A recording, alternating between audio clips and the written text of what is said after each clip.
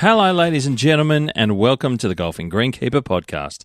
My name is Steve Smith, and I'm your host, and this is another segment of Enview and Dint Golf Solutions Walking the Fairways. Ladies and gentlemen, as you know, a wonderful part of Walking the Fairways is getting some support, industry-wide support, from partners of the podcast, and I've got Yuri Capro with me from Enview. G'day, Yuri. How are you doing? G'day, Steve. I'm going well, thank you. Mate, thanks for jumping on once again to give everyone a bit of support, a bit of guidance and a little bit of understanding of what to be ready for and what to sort of be looking for out there as they're preparing their turf services on golf courses and sports turf around. Mate, we're back end of Feb, looking to early March. You and I were just chatting. There's a bit going on and something to think about at the moment with some root diseases. Tell us a little bit more of where you're at with this and what we should be thinking about. Yeah, as we get towards the end of summer, get into autumn, we start thinking about preventative applications for some of those diseases which sort of are infecting the grass at this time of the year, but really we don't see the symptoms until later in winter into spring. So yeah, diseases like spring dead spot, which has been around for a long time, that affects couch grass quite severely, and large patch, which is a bit of a newer disease, but it's sort of become common in quite a few areas. It's another one we need to think about our preventative applications. You mentioned there that these are things like I've been out of the game a long time, and where I was working, we didn't have the ability to consider these types of things to try and manage them at all. But you talked about there being visible signs that we would see later on into spring, but now is the time to start doing preventative and be ready to stop those things and address them before we start to see those visible signs. That's sort of a long time ahead of what I would have normally been thinking, mate. Yeah, it's the fungus sort of starts to infect the grass at this time of the year, but because the warm season grasses have been actively growing and they're nice and healthy, we don't start to see any symptoms until they start to sort of slow down in the cooler months. Right. And it really can be right into spring before we start to see symptoms. And it's dependent on a lot of things like soil moisture and weather, temperature conditions. So it does vary from place to place. Yeah, wow. Okay, so the signs aren't visible until well after, and then it's probably you're chasing your tail then to deal with those issues, I imagine. Yeah, curative applications are not really the go at all because the damage has occurred, and then you're sort of going to be waiting until we start getting into spring and summer and get good growing conditions again before the warm season grasses start to jump and heal over. So it's the preventative applications at this time of the year are really important. Okay, something to very much consider your site and what you have, and people might already know about those signs later in the year to know that if you're going to get them, then if you're a site that does get those issues, now might be a time to start thinking how to deal with those differently and manage them a little bit differently and talk to people like yourself. And mate, this ties into what products you have available through Enview that can help manage some of these various root disease problems. Yeah, I guess Dedicate Fort and Dedicate are sort of the fungicides we turn into from our portfolio for the management of these diseases at this time of the year. Very good, very interesting, mate. And are there any other of the types of root diseases that we should also be considering? They're really the key ones at this time of the year. And then as we get into spring, which is the other shoulder season, if you like, so autumn and spring are the two shoulder seasons, then we start talking about a whole new group of diseases which can then affect us in the summer months. Okay, very interesting, good insight, and something there for everyone to pick up. And there's lots of facilities out there that aren't in the metropolitan areas that may not get the ability to talk to people like yourself so easily, mate. So it's great to have you jumping on, Yuri, and giving us a bit of an idea what to be looking for at this time of the season when we probably wouldn't be considering it so much. So I appreciate you jumping on, Yuri, and telling us what to look for and what to consider. And if we want to know more, and certainly who the distributors are of the Enview products, we can get over to envu.com.au. Yuri Capro, thank you for jumping on the Golf and Greenkeeper podcast, mate, and giving us some understanding of what to look for.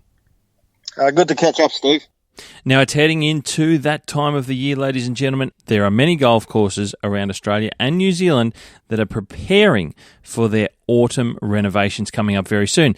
And don't forget that Dint Golf Solutions have all your tines you need, no matter what type you're looking for your renovations on your turf surfaces. Now, we're talking tees, greens, fairways. It doesn't matter. If you're putting tines in the ground, if you're trying to pull some plugs and some cores out, if you're trying to do some really small, narrow, solid tines, you got ninja tines, you got hollow tines, you got cross tines. There's so many different types and varieties out there, ladies and gentlemen. And Dint Golf Solutions are your number one superstore to get to. And you can go and check them out. It's very easy online. They have all of their wide variety of tines available to suit all the major coring machines that are available. Get to dint.com.au, that's dint.com.au, where you'll find, and you can just browse through it. And you know the best part, this is what the best part is, you can order your tines online. Now, they source some of the best long-lasting tines as well, the KBV Efforts tines that come out of Hamburg in Germany. And you've heard Adam talk about how long these tines are lasting. Some golf courses out there are seeing their greens done twice before they have to worry about changing them. They're getting so many greens done with these long-life tiny tines as well. There's just a plethora. I think Adam was saying this. They've got over 300 different types of tines and sizes of all different sizes and shapes available to suit what you're looking for specifically. So get to dint.com.au, have a browse, and you can order them online as well. Now, ladies and gentlemen, without further ado, this is episode number 172.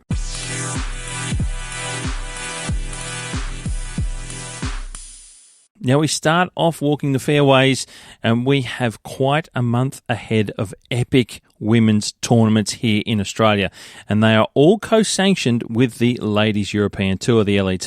Now, it begins this weekend from the 26th of February to the 1st of March with the Women's New South Wales Open that's held at the beachside course of Wollongong Golf Club. It's about an hour and a half drive south of Sydney City itself in New South Wales. Now, the following weekend, on the 5th to the 8th of March, is the Australian Women's Classic that for the first time will be held at Magenta Shores on the central coast of New South Wales. It is previously, you might recall that it's previously been held in the Coffs Harbour region, both at Bonneville and Coffs Harbour Golf Clubs in the past. Now it makes a move further south. We get towards Sydney at Magenta Shores on the central coast, which is, Magenta's about an hour and a half drive north of Sydney, opposite to that of Wollongong. And it is quite a golf course, I've got to tell you. Now, I should mention that I will be there at the Women's Classic. So if you're over that way and you're heading to the tournament, I will be there early in the week. So if you see me, give us a shout out. If I don't know who you are, if I haven't seen you, don't be shy and say g'day. Now, the weekend following the Women's Classic, on the 12th to the 15th of March, will be the Women's Australian Open, and that is back to its standalone event, which will be held at the Kooyonga Golf Club in Adelaide, and this is very, very exciting, ladies and gentlemen.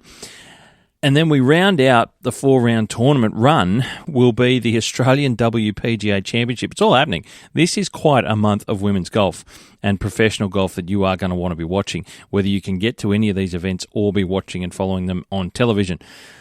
Now, we get to the end of the 4-tournament run, and that will be for the Australian WPGA Championship for the first time to be held at Sanctuary Cove Golf and Country Club on the Gold Coast as part of the new Festival of Golf event as well. Now, you may recall that this event was washed out last year when Cyclone Alfred hit the Gold Coast, and from memory, it was the week of the tournament. They had to make a call with the amount of heavy rain and winds and damage that was being brought down around all over the Gold Coast. So they had to pull the plug. But it's ready and it is raring to go. And I know that Superintendent Cam Smith and his team at Sanctuary Cove have got the golf course ready to go, and they're very pumped. And they're working hard to be able to bring this one to us all as we are on the edge of our seats for when it's going to happen. So very exciting times up there at Sanctuary Cove. The tournament itself was actually first held in 2022 at Royal Queensland up in Brisbane, but it hasn't happened again since then. It had a couple of years off in 23 and 24 before last year, as I mentioned. It was ready to go here at Sanctuary Cove, but it didn't happen. And the Sanctuary Cove event, the Festival of Golf, is sort of a bit of a revamp and a relaunch with this new Festival of Golf. It's being hosted at Sanctuary Cove. So it's a bit of a deal. They're wrapping it up in this big festival thing. So it's going to be exciting to be involved with. If there's an event that you're up in Queensland that you're looking to get to, if you can't get down to any of the other events in New South Wales or South Australia, for example, you probably want to make the effort to get to this one at Sanctuary Cove. Lots of exciting golf coming, and I will be, like I mentioned, at Magenta Shores early in the week of the Women's Classic. So, like I say g'day if you see me, but a big week to all those golf clubs and their respective course maintenance teams, so I wish them all the very best for the month ahead. Now we begin at New South Wales as we walk the fairways for this time around on this segment of Enview and Dint Golf Solutions Walking the Fairways. And we're going to talk about a few things by way of public golf in Sydney. And it's reared its head up yet again. So we know about Moore Park and we've heard about a few other things. Now we're going to go into Corowa Golf Club. Now Corowa is the 9-hole golf course in Sydney's north, and it may well become the pawn in the broader game of Sydney's political game of golf chess. Now, you see, recently, the New South Wales government came out and said that the 9-hole golf course at Corowa would have a secure long-term future, despite recent decisions in the local North Sydney Council saying that they were reconsidering the lease of the course to the golf club after its current arrangement expires in May this year. Now, that is only a few months away. Locally, they are looking at not re-signing a new lease in the same way that it has been for the golf club. They want to be turning the space into a multi-use open space. Now, for the moment, the local council recently agreed to extend the lease to September in 2029 to allow for a longer community consultation. But what you have to consider here is that this is a big call by the state government over the top of a local council, and invariably people don't like being overruled when they usually have control of certain things. So you've got to zoom out a little bit here too. So if we zoom out, and as I mentioned, Corowa could well be a pawn in this bigger chess game. If we zoom out, this is part of a much bigger three-pronged attack on golf. And I use that word attack on purpose, as the way this is all built to the current state of affairs is that it all started with Moore Park and is now spread to Corowa and Carnarvon golf clubs. And Carnarvon is located slightly further west in the suburbs of Sydney. Now you see, Carnarvon is also a lease on public land. It's a lease golf course on public land.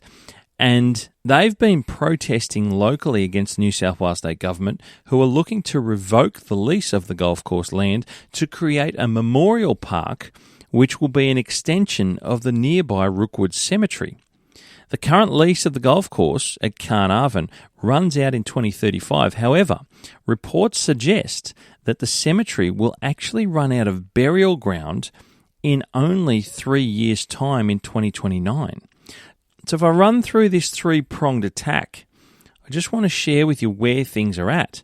The Sydney City Council, with the help of the New South Wales State Government, want to close down 9 holes of the 18-hole Moore Park golf course, as you've heard me talk about this over the last couple of years, and they're doing that to appease Clover Moore and her plans to convert the land there into, well, just another park, I suppose, and they want to do it quickly. North Sydney Council want to reconsider the land of the 9-hole golf course at Corowa Golf Club to turn it into a multi-use space and not just a golf course in the future. And the New South Wales Government need more burial ground, so they want the 18-hole Carnarvon golf course land for that one. So with all this going on, the New South Wales Government have said, we'll reduce Moore Park to 9 holes, we're looking to take all of Carnarvon golf course, but we'll keep the 9 holes at Corowa. Now that's what they're basically looking at. Overall, if it goes as planned for the New South Wales State Government, those 3 golf courses totalling 45 holes will go down to 2 courses totalling just 18 holes. 9 holes at Moore Park and 9 holes at Corowa. Now we know how hectic it is at the moment to get a round of golf in at just about every golf course in Sydney. So where will these golfers of these clubs go? There's no new golf courses being built in these parts of Sydney, of course, because they're so populated and so full. So for the most part, golf will probably be removed from their lives. Sure, some of the members will go to probably Strathfield or Rosnay golf clubs, which are not too far from Carnarvon Golf Club. But for the most part, you'll find that many of these people will just stop playing golf. Now, why do I say that? And a lot of you might be wondering why. A lot of you might not agree with me on face value. Well, during my time growing up and playing golf in the Blue Mountains, which I did for most of my life, and I worked there, of course, when Lawson Golf Club closed down in 2005 and Katoomba Golf Club closed down in 2013, that was a golf club I worked at, one of the clubs, some of those players and members joined nearby golf clubs, but many either didn't rejoin another club and just played less golf socially, or they stopped playing altogether. It's just what people tend to do. They join a particular golf club because they like the golf course and the people. It's a social home base. And when that home base, their golfing home, is gone, they lose the social enjoyment in many respects, and it's less interesting for many people. They don't like being forced to change. People don't like change. Now watch this space, but there's a pretty big fight going on in the Sydney golf space with the New South Wales government at the moment, and I'm not really sure how it's all going to unfold, if I'm being honest with you. So there's lots of moving parts, and there's 3 fights going on at the moment, and I'm not so sure that the state government's really thought about taking on all these things all at once. But that's the state of play at the moment, and we are all watching and waiting to see just where all these pieces of the puzzle will fall into place. Now, there's some rather sad news coming out from down along the Murray River, along the New South Wales-Victoria border, with the 118-year-old Corowa Golf Club closing its doors for the last time on Sunday just gone. After years of struggling financially, the club couldn't find any way to continue any longer and announced a few weeks ago that they were closing up. They tried a number of different ways to survive, including amalgamating with another club, but no one came to the club's rescue, which I must say I do find a little rather unusual. They have a pretty good piece of ground there, with it being a former 27-hole facility, but after numerous floods, they resolved to maintaining only 18 holes for play. Now, don't be surprised here if someone does pick up the Corowa and reopen the golf course, possibly, maybe. It wouldn't be the strangest thing to happen, and sometimes it takes the doors to actually close before someone comes in and picks up the pieces. Now, I don't know that I hold much hope of that happening at all, but it is a possibility, I do believe. But for now, and the foreseeable future, it's sad to see Corowa Golf Club no more. A very sad day for the 118-year-old golf club that so many of the local people in that area know very well indeed. Now we move, ladies and gentlemen, to Bega Country Club down the far south coast of New South Wales, and they've got plans in with council at the moment for an entire new clubhouse to be built. Now this is a huge moment for the club, and one that will change the game for the club and its patrons, that's for sure. Now there's also set to be a new bowling green built nearby the new clubhouse, which will be a new addition to the country club, as they don't have one currently on site at all. They're clearly doing something right at Bega Country Club, there's no doubt about it, because you don't go down the road of even entertaining the concept of a new clubhouse. So it's doing very well indeed. Now, it's an 18-hole golf facility, and the course has had some improvements this growing season, with automatic irrigation being installed to the fairways to 150 metres out from the greens. Drainage work to the 15th hole has also been completed, and a new bridge has been installed over the creek, which is shared by both the second and third holes. This is the first time I've mentioned on Walking the Fairways about Bega Country Club, and it's great to hear what's happening down there along the south coast of New South Wales. Now we head to the state of Victoria, and we're going to start with Strathallan Golf Club, and this info comes direct from Superintendent Brett Stuser. A few months ago, the club reopened their putting green after Brett and his team of one other, being young Ella, resurfaced the green, which included installing the top 150 mil of root zone and some root pruning as well from some nearby trees. Now, if you've seen where the putting green is, it's surrounded by some lovely trees, including a couple of magic river red gums from memory when I went down there and had a look at the property. So that's been open now for a few months, and it's playing well indeed. The par 3 second hole has had its tee increased in size by 250 square metres. This will give more room to spread the wear of divots further around, and at this stage, all things being equal, is set to open in a few weeks' time. On top of these works, the club has invested in a brand new rough cutter and also a top dresser and greens roller. These are a number of impressive improvements at Strathallan Golf Club, the 9-holer in the northeast of Melbourne at Mont Park near La Trobe University. And this is on the back of opening their new 6th green complex last year in 2025. If you're looking for a quick 9 holes and you're up that way, give Strathallan a visit. It's a course and club that doesn't take itself too seriously, but is on the way up as they continue to invest in their course with improvements like this and a superintendent in Brett leading the way on course. And there's some more news about Strathallan, but I've got to confirm when I'm allowed to release it. So stay tuned, and it's pretty bloody exciting stuff. A quick shout out to Hugh Williams of Shape Projects for some info. Shape are doing the construction work at Albert Park Golf Course that I mentioned last episode of Walking the Fairways, and the work they've been doing was rerouting and building an entire new green complex, including bunkers on the 8th hole of the public access Albert Park Golf Course in Melbourne. Now we move, ladies and gentlemen, to Settlers Run Golf and Country Club on the outer reaches of Melbourne Sandbelt region. They've been smashing through some improvements on course, in particular with some of their bunkers. Rebuilding their bunkers on the 3rd hole has been one of the areas that they've been working on, and this continues on a whole lot of improvements that Superintendent Brenton Clark and his course team at Settlers Run have been moving through to continue to raise the bar of Settlers Run. Now, I met Brenton briefly last year and had a look at the holes nearest to the clubhouse, and I've got to say, on that view alone, if you haven't played Settlers Run before, I think it's one you should have on your list to do so next time you're in Melbourne. It's certainly on my list now that I've had a brief look. There you go. Take that for what it is. Well done to Brenton and his team and the club at Settlers Run on these improvements on course. Now, here's a big ticket item for you for sure. Huntingdale Golf Club. And we know that there's been lots happening. It's been a good couple of years. Huntingdale Golf Club have finally opened their new OCM redesigned golf course. And I believe members have been out and enjoyed the new design. This has been a significant redesign with a number of new parts to the golf course at Huntingdale, which has made way for the land of Huntingdale to include a much larger new driving range, which has been moved altogether from where it was, and the old dam in the northeast portion of the course has been completely moved altogether, and it's been pushed right up into the northeast corner of the property. This has forced the biggest changes to the golf course, particularly on the back nine, which is where some of the larger changes take place. For those that know the course routing, I'm going to run through with you some of the changes and hopefully you can follow.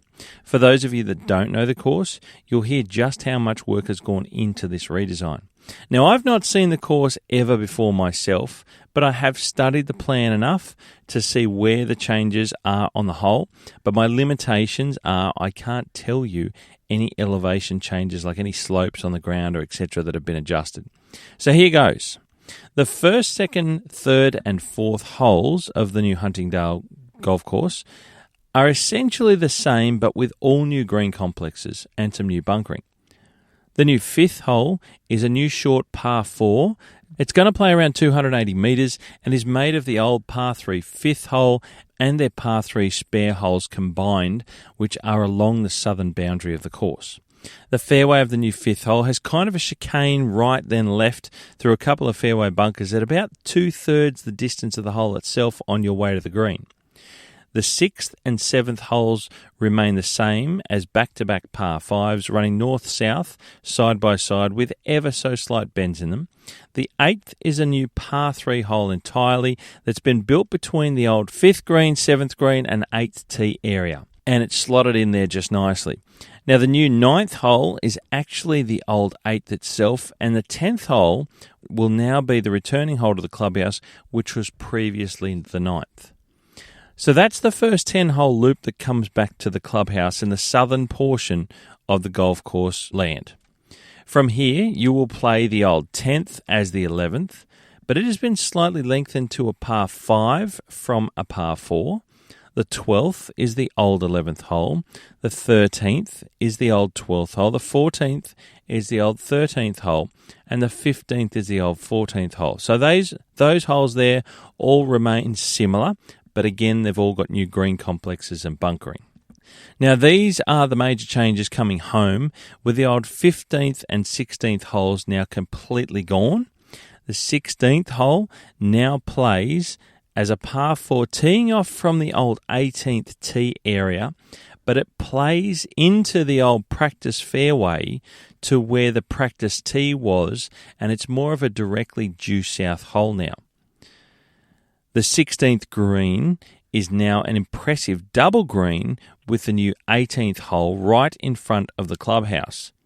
The 17th is then played reasonably straight due north from the old 17th tee, but plays back towards where the old 15th tee used to be, and again it's a much straighter hole than the previous version of the 17th.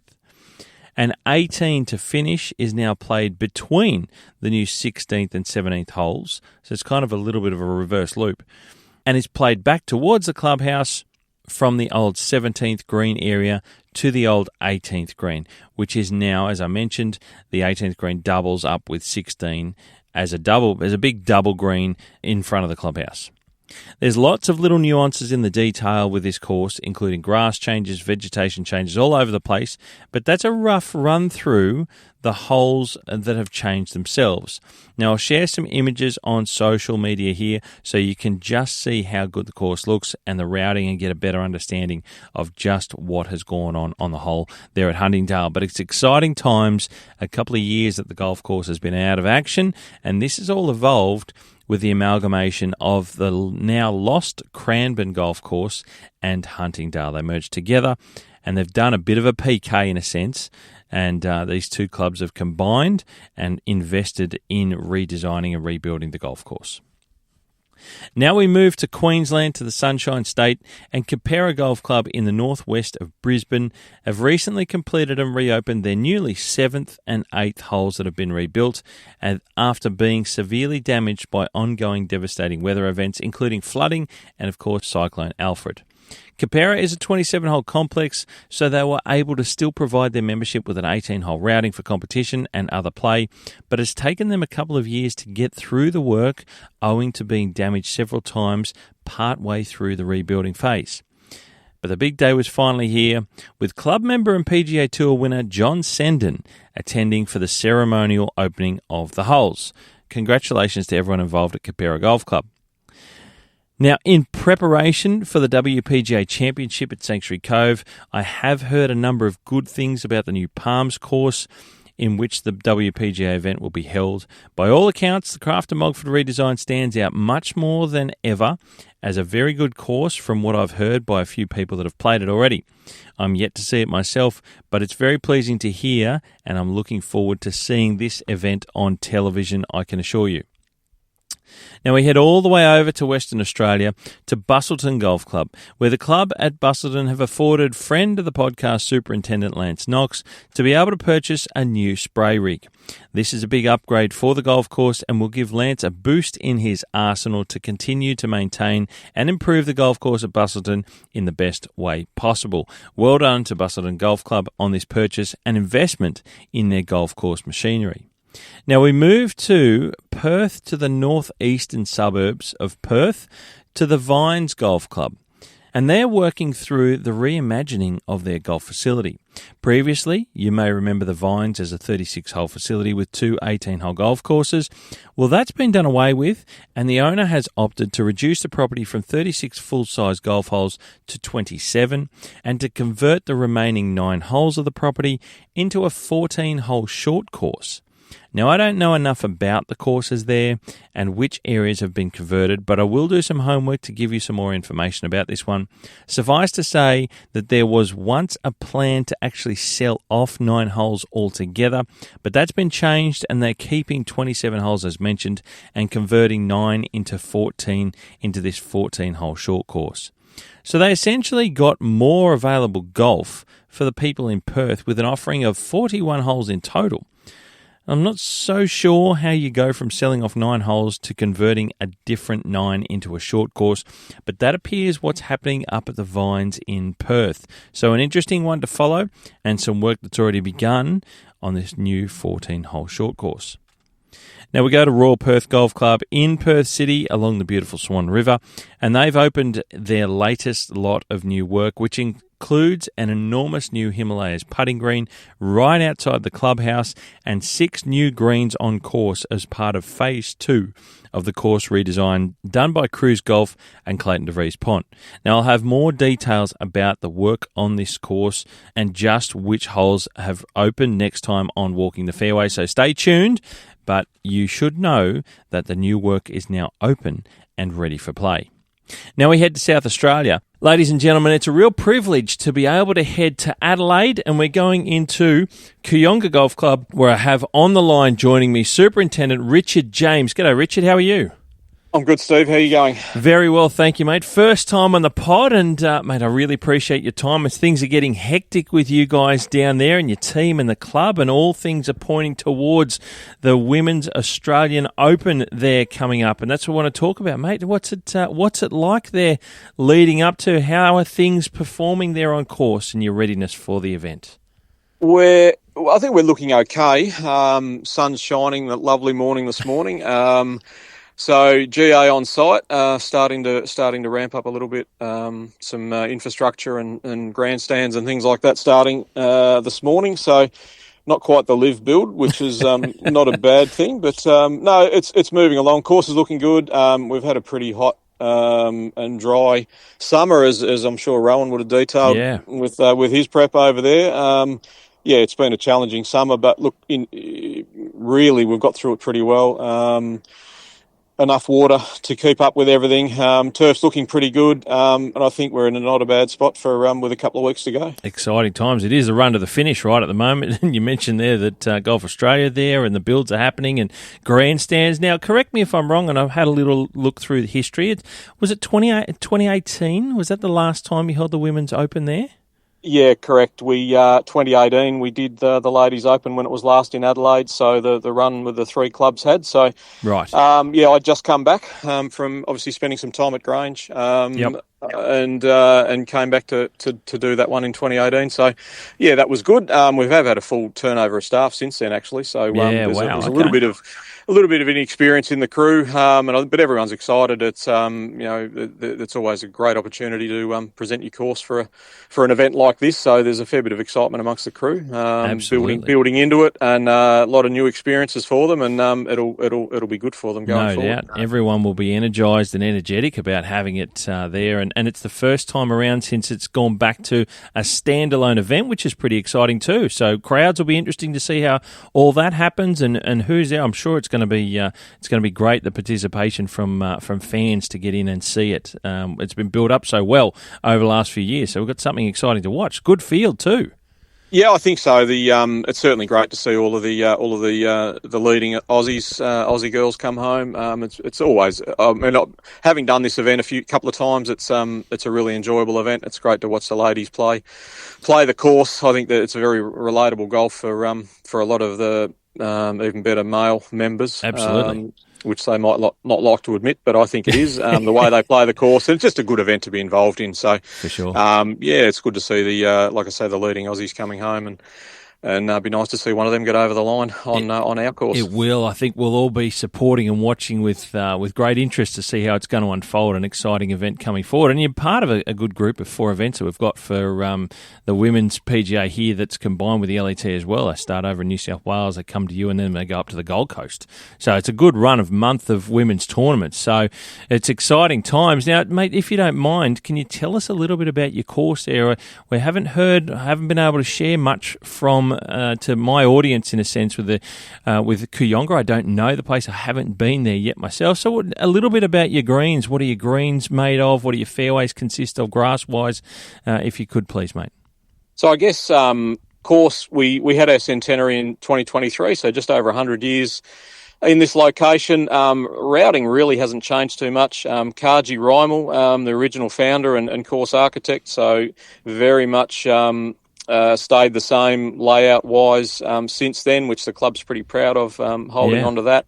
Nice undulating piece of land. They call the Adelaide Sandbelt, so we're certainly smack in the middle of that, which is good. Very, very good draining property for the most part. So pretty much sand-based greens, no drainage under them. We're using what's the dominant extreme bent grass varieties, if you like, so sort of 007, 777, merged into those varieties at the moment. And they perform pretty well for us.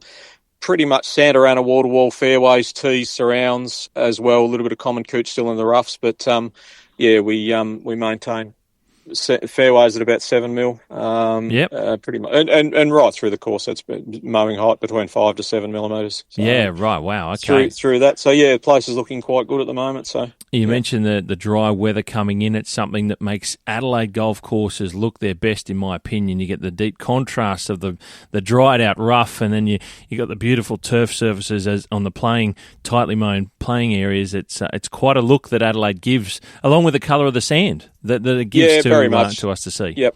Yeah, red sand here, very similar. I suppose anyone familiar with Royal Adelaide and Glenelg, Grange a little bit wider over towards the beach that way. But we've got that natural red sand, and looking across the course here, I'm sitting on the 13th fairway at the moment. Nice. Looking across the course, you've got the ribbons of green bordered by the straw colour from in the dry summer. Which I'm a real fan of that look. I think it's certainly where we've got our turf, we want it to be as good as it can be. But outside of that, happy for it to be a bit wild and woolly, and certainly we encourage the endemic vegetation and things like that. So it's a really good contrast and frames the holes and the playing surfaces really well. That's fantastic. Now, from your turf team, the maintenance team on course for the event like this, and I know we've had with many events with clubs and teams get a few extra volunteers coming in from other areas. How do you guys go with that? Do you get any extra staff to volunteer and help for this event?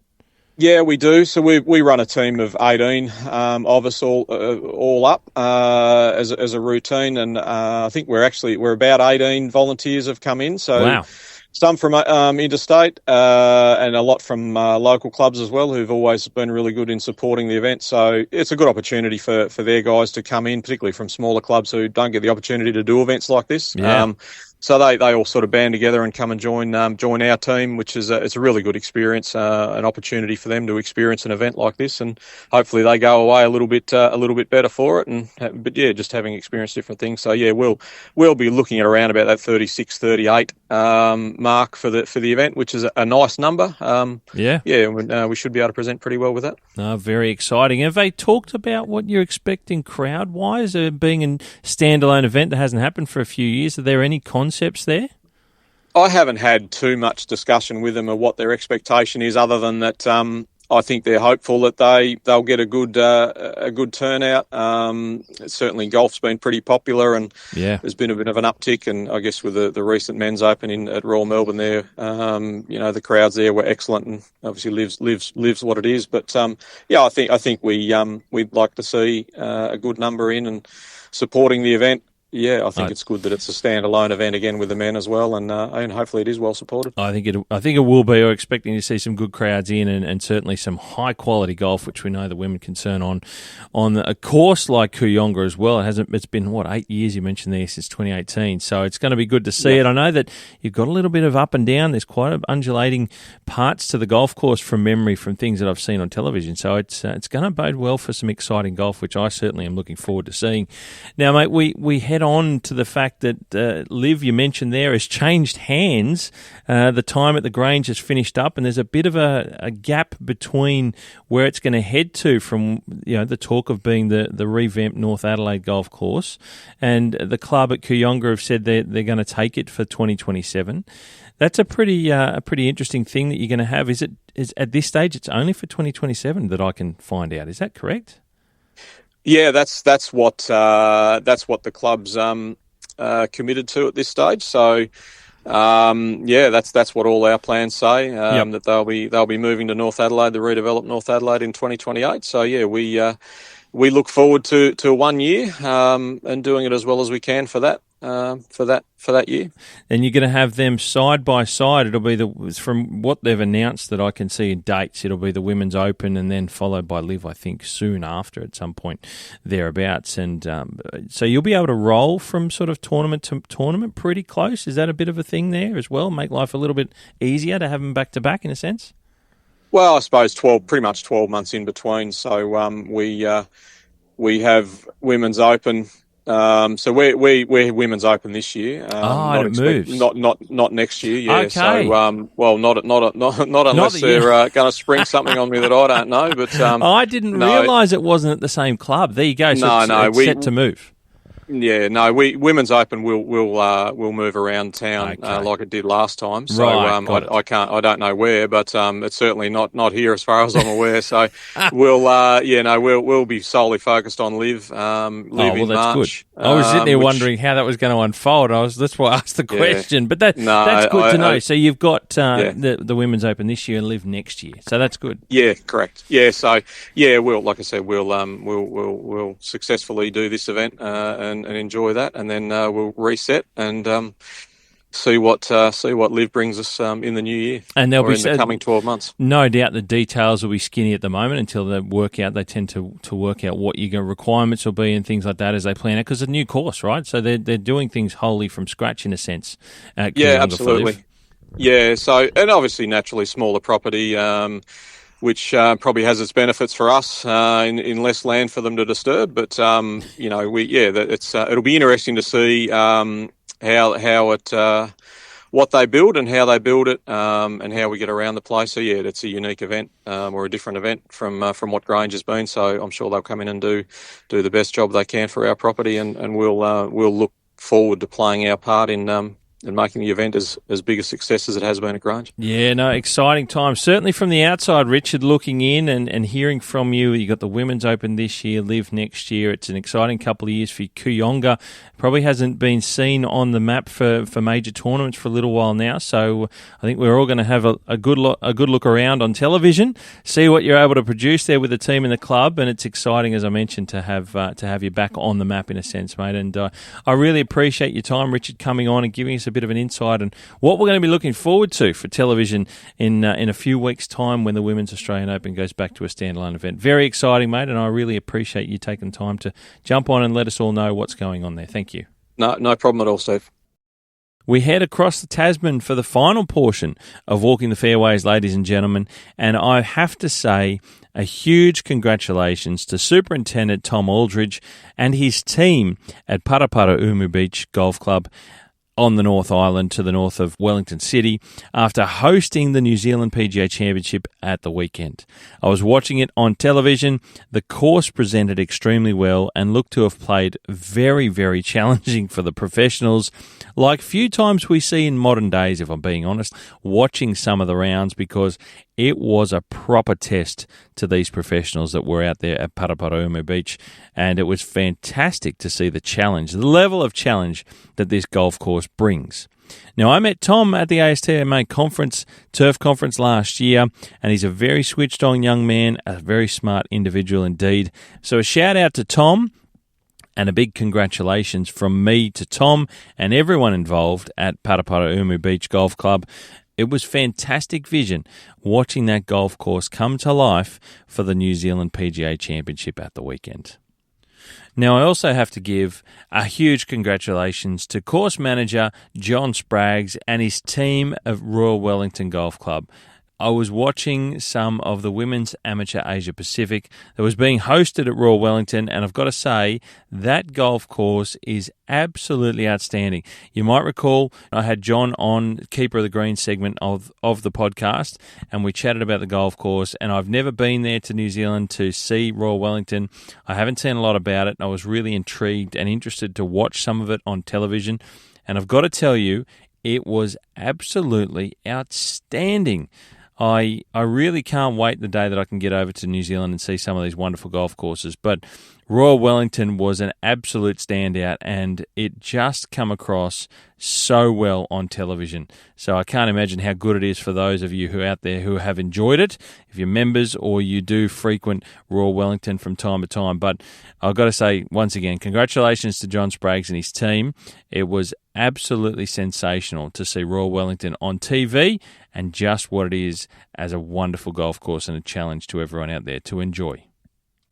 Now, ladies and gentlemen, that is a lap of Enview and Dint Golf Solutions Walking the Fairways. Don't forget to reach out to me on socials at thegolfinggreenkeeper@gmail.com or on Instagram or LinkedIn or Facebook. You can send me a message. If you or your club want to share what you've been up to and how you're improving your golf course, no matter where you are in Australia or New Zealand. Small club or big, it doesn't matter. I'm here to share how you're improving and what you're doing to make your course better for all golfers out there that enjoy playing the game of golf. Now, don't forget to check out the show notes. Ladies and gentlemen, there are lots of clickables as always. I've done all the homework for you, so you can get over into the show notes and just click your way through to different things. It'll take you straight to where you need to go. Thanks to partners of Walking the Fairways in Enview, so you can check out their website to find out more information about what products they have available to help you look after your golf course better.